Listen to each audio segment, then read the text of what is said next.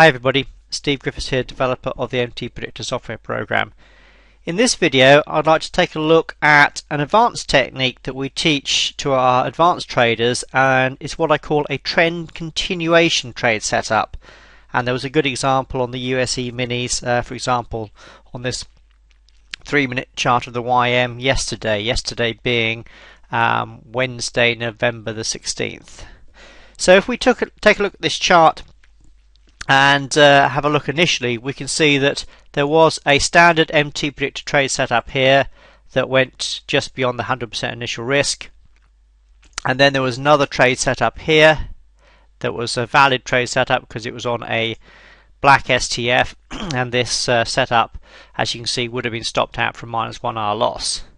So the first question being is, can the advanced trader take a look at these and see whether they could do anything? In particular, I want to look at this buy setup here. So even though it's a valid standard MTPredictor trade setup on the black STF, I want to have a look at this with advanced eyes. In other words, we go to the 15-minute chart and see what the 15-minute trend was doing at the time this buy setup comes in. Remember, standard traders use the STF, but the STF we know is lagging, just like every other indicator in the world. In MTPredictor we have leading indicators, which are DP and WPTs, and our advanced setups on our hard time frame charts. So this was at just before 3 o'clock New York time. So let's have a look at the 15-minute charts. Whoops. If I go to the YM first, well, you can see here we had a TS1 sell at 345. So when the buy setup came in on the 3-minute chart, the trend was already down because we had a TS1 sell. Market was going down. There on the 15-minute chart, the trend was down. Let's have a look at another one. On the Russell Index, a DP sell at the same time, therefore the 15-minute trend was down. On the ES, a TS3 sell at this same time, about 3 o'clock, so the trend was down. And guess what? On the NQ, exactly the same, a TS3 sell at around the 3:45, sorry, just before 4 o'clock time, so the trend was down. So do you get the idea that on all four 15-minute charts we had the trend was down? This is one thing I was talking about in yesterday's training webinar, is when the markets are all together, all correlated markets, in this case all 4 US minis, all telling you the same thing, they give you extra confidence that a move is likely to unfold.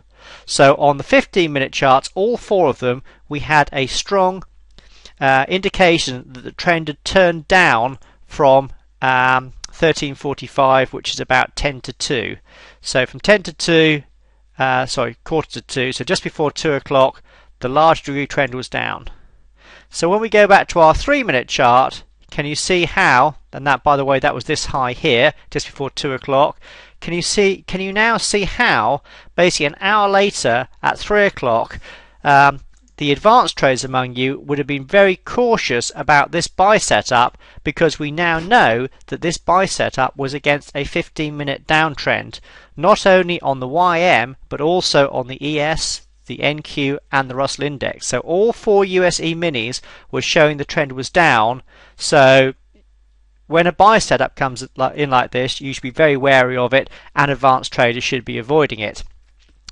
Now that's okay, so that would have helped you avoid this -1 hour loss. However, what I want to show in this training video is, can we then make use of it on the downside? So let's put the automatic analysis on and have a look at this. You can see this was an ABC setup. So what do we know about an ABC setup, or an ABC pattern?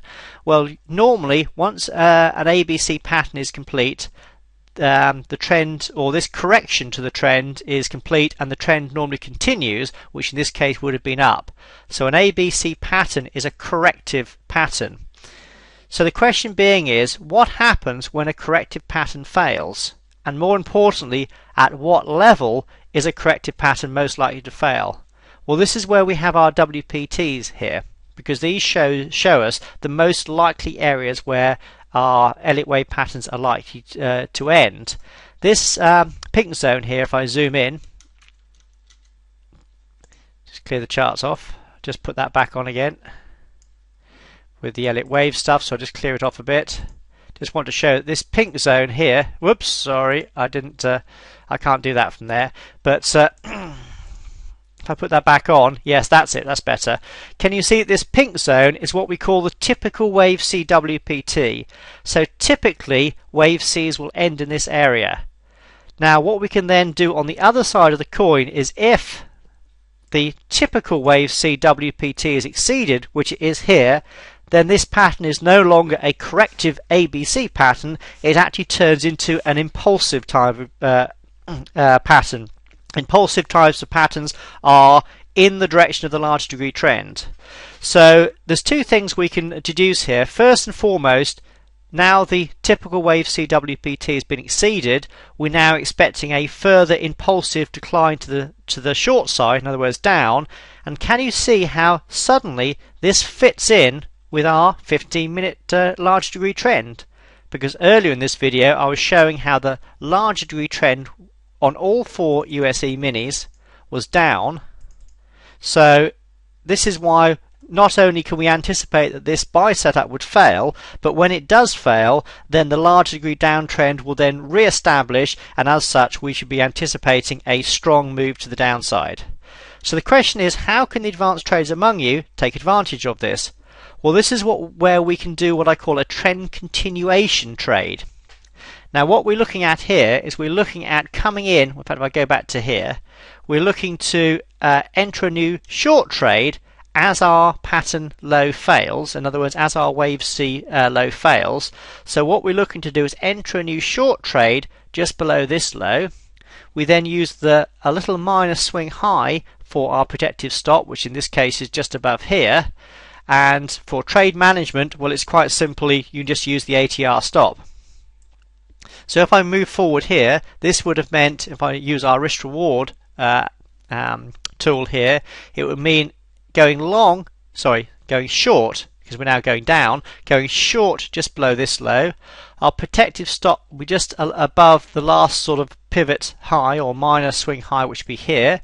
We then use our ATR stop, which would have held us in a trade all the way down to the close, which is about here.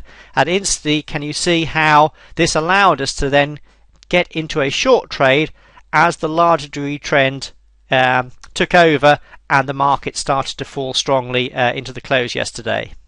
So this is a good example of what we call a trend continuation trade. In other words, we are making use of when a ABC pattern fails.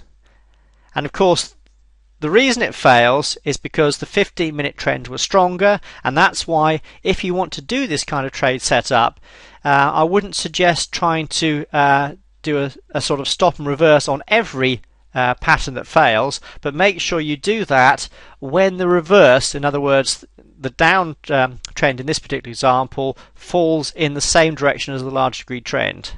So that's a good example there of how yesterday, once we saw these 15-minute sell setups come in and we had confidence that the large degree trend had turned down, this particular area here gave us an opportunity to enter the market with a small controlled risk, because that's the key.